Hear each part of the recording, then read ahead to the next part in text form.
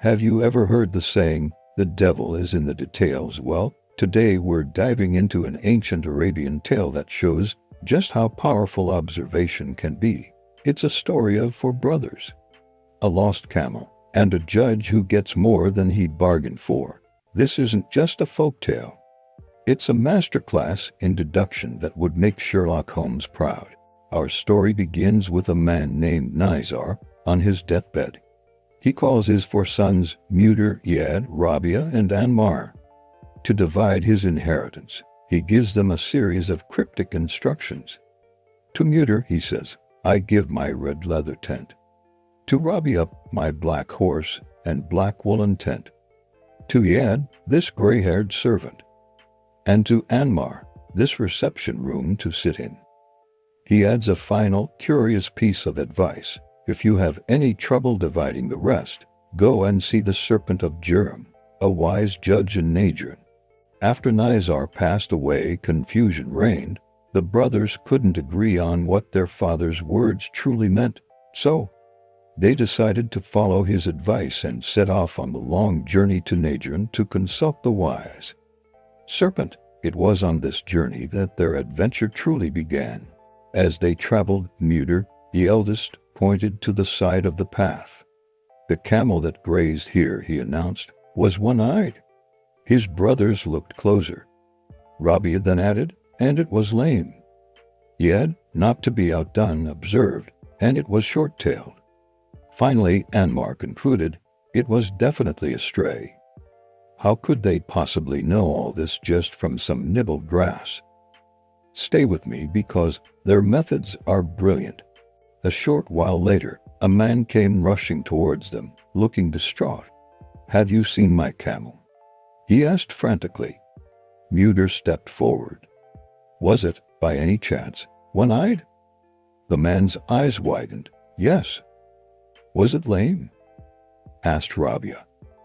Yes, it was. The man replied, growing more excited. Was it short-tailed? Iyad chimed in. Yes, exactly. And was it a stray? Anmar asked. Yes, that's my camel. You've described it perfectly. Where is it? The brothers looked at each other. By God, they said in unison, we never saw it. The camel's owner was furious. You're lying. How could you describe my camel down to the last detail if you haven't seen it? He refused to believe them and accused them of theft. He grabbed hold of them, insisting they come with him to Najran to face the judge. And so the four brothers, now accused of a crime, arrived at their destination under cloud of suspicion. They were brought before the Serpent of Jurem, the very judge they had set out to find. The camel owner presented his case. These men have taken my camel. They described it perfectly but claimed they never saw it. The serpent, a man known for his wisdom, turned to the brothers. This is a serious accusation. How could you describe the animal so precisely if you never lay eyes on it? This was their moment to shine. Mudir spoke first. I knew it was one-eyed, he explained, because it had grazed on only one side of the path, leaving the other side untouched. The judge nodded, intrigued. Rabia then explained his part. I saw that one of its hoof prints was clear and deep, while the others were faint and dragged. From that, I deduced it must be lame in one leg. Next, it was Iyad's turn. I knew it was short-tailed because its dung was left in a single, neat pile. A camel with a long tail would have scattered it with a flick. Finally, Anmar shared his reasoning. And I knew it was a stray because it had been grazing in a patch of lush, green grass, but then left it for a patch that was much poorer. A well-tended animal wouldn't leave good pasture for bad. The Serpent of Jurem was astounded by their logic. He turned to the camel's owner and declared, these men are innocent. Their powers of observation are simply extraordinary. Go and find your camel. With the legal matter settled, the judge's curiosity was piqued. "Who are you?" he asked the brothers. When they revealed they were the sons of Nizar, he welcomed them warmly and asked why they had come. They explained their father's cryptic will and their struggle to understand it. The serpent, impressed by their intellect, smiled. "With minds like yours, how could you possibly need my help?" Nevertheless, he decided to host them. He ordered a goat to be prepared for a feast and brought out his finest wine. But the judge was clever. He hid himself where he could overhear their conversation, eager to learn more about these remarkable young men. As they ate, Rabia commented, "I've never tasted more delicious meat. But I'd wager this goat was suckled by a dog." Muter, sipping his wine, added, "And I've never drunk a finer wine. But I'll bet the vine it came from grows on a grave." Yed then said something truly shocking. "I have never met a more noble host than our judge. But I suspect he does not share a father with the man he calls father." Anmar, listening to all this, simply remarked, "I have never heard words more profitable than the ones we've spoken today." The serpent, hearing every word from his hiding spot, was stunned. He thought to himself, "These men are devils." He immediately had to know the truth. First, he called his server and asked about the wine. The vine, the server confirmed, "grew from a shoot I planted on your own father's grave. It makes the most delicious wine." The judge felt a chill. Next, he summoned the herdsman and asked about the goat. "The goat's mother died when it was a kid," the herdsman explained. "We had no other goats in milk, so I had to raise it on the milk of one of our bitches."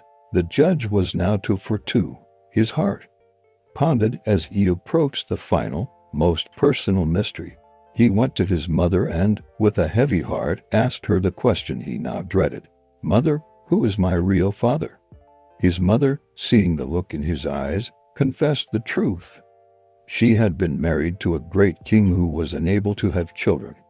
"I was afraid," she wept, "that he would die without an heir and his legacy would be lost out, so I found another way."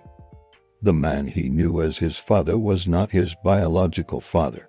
The serpent of Jerem returned to the 4 brothers, his mind reeling. Everything they had deduced about the camel, the goat, the wine, and even his own parentage was true. He explained it all to them. His respect for their intellect now absolute. He knew he was in the presence of greatness. It was his turn to solve their puzzle. He listened again to Nizar's will. "Your father was as wise as you are," he declared. He then gave his judgment. "Whatever wealth is the color red, the gold diners, the red camels that belongs to Muter." And so Muter became known as Muter the Red. For Rabia, the serpent continued, "Who was given the black horse and black tent, he shall have all that is black." Rabia inherited the finest black horses and was forever known as Rabia the horse.